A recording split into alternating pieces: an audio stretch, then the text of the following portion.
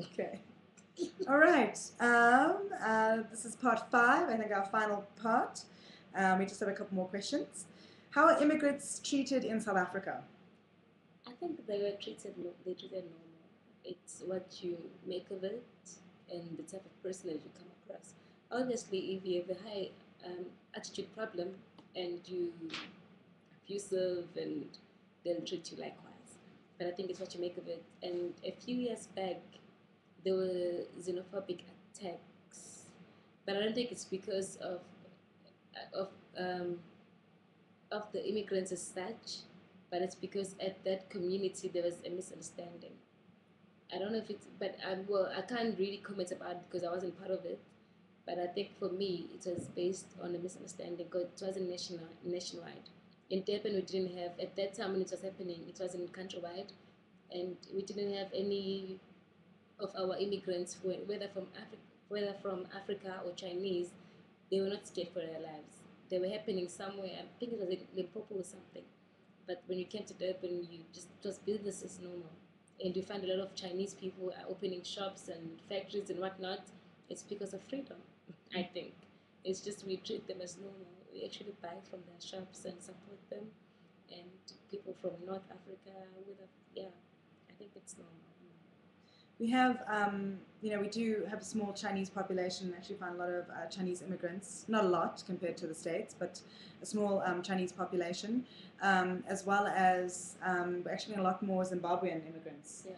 And Congolese immigrants, Nigeria. as Nigeria, yeah. So those people who are trying to actually get a better life for themselves, I guess you could almost see South Africa as the America of Africa, because they want to come here to create a better life for themselves. Not all of them come in legally, which is a little bit of a problem, because then they also take away some of the jobs for South Africans. So that is actually an issue that a lot of people, and I think that's where the xenophobia comes in, is that it's not that they're scared of different, of nationalities. It's just that they feel you're not coming in here legally, yet you're taking our jobs and you're not paying taxes and you're not contributing to society in a legal way. Yes. And we already have our own, legal and political problems that we're trying to sort out, and on top of that, doesn't really help. Yeah. So I think that's the issues maybe some people have with immigrants. But again, the country now is very open to everyone. I think we're very, especially now more open because of apartheid. We'd welcome anyone and everyone. Just come legally. That's I think. Yeah, and just to mention most people, the reason why they're a bit drawn back is because you find that when the Zimbabweans and Nigerians and Chinese come to this country, they are more compromising. Let's say I'm doing the work that I'm doing allows me to earn like 200 rand a day. When a Zimbabwean person comes to steal my job, they compromise and they're like 50 rand is fine, which is like a quarter of what I'm earning, and I end up losing my job because an employee, what are you gonna take? The person who you pay less, or the person that you have to pay more? So they end up, you end up losing your job because they're more compromising. Anything is better, it's good for them. So there's no quality of payment and stuff. And obviously, we're just coming from a South African perspective regarding these questions. So hopefully, I hope we haven't offended anyone with anything we said. I don't think we have. Hopefully not. But this is just answering your questions just from our point of views. Yeah. And we each have our own point of view, and we're just answering it from our perspective as South Africans. The final question: is there any resentment among South Africans now about the European colonization or apartheid? For me personally, no.